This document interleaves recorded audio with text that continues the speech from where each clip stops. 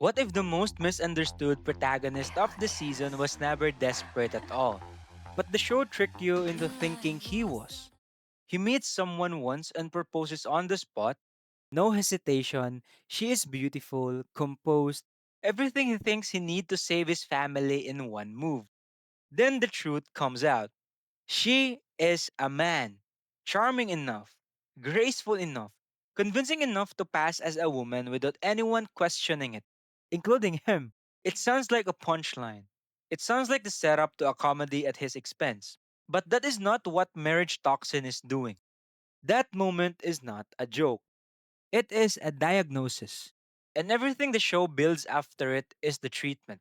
This is Marriage Toxin, and that single decision is about to define everything that follows. Now, on the surface, Gero's situation looks transactional. His family needs an heir. The bloodline is at risk. Every day he waits is a day the family legacy inches closer to extinction. He is not looking for a wife because he wants one. He is looking because the world he was born into gave him exactly one acceptable path, and he is running out of it. And that right there is what makes the surface reading wrong and exactly the way the show wants it to be wrong. Because Gero is not going through the motions. He is not checking boxes. The desperation everyone sees from the outside is not obligation wearing a suit. It is something much rarer. What makes this even stronger is how the show gives Gero a mirror. His sister.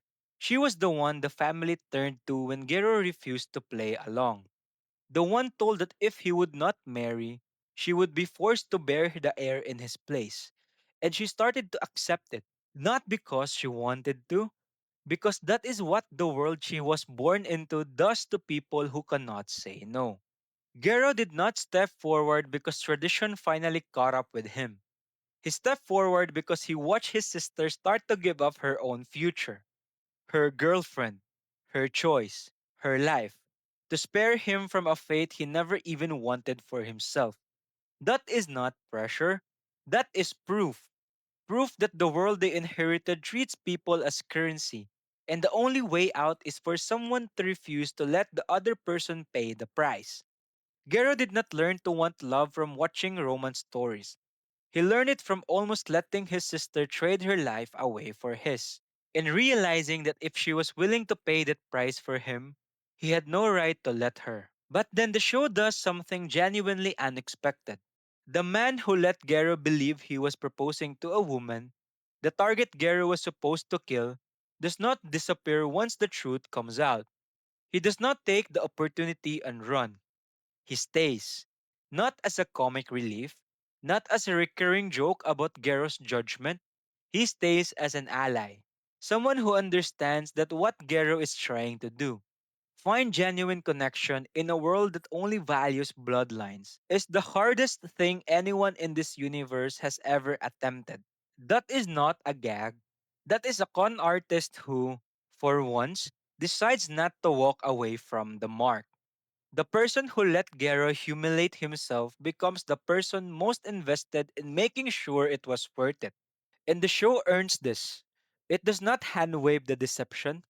It does not pretend it never happened. It lets the weight of it sit between them, and then it shows you, over time, that the person who knows exactly how vulnerable Gero is has decided to protect that vulnerability instead of exploiting it. That right there is what makes Marriage Toxin more than its premise. Because it is not writing the swindler like a one note punchline who gets a redemption arc bolted on. It is writing him like proof that even the people who deceive you can decide you deserve better and then spend the rest of the story making sure you get it. What makes this even stronger is the world Gero has to navigate.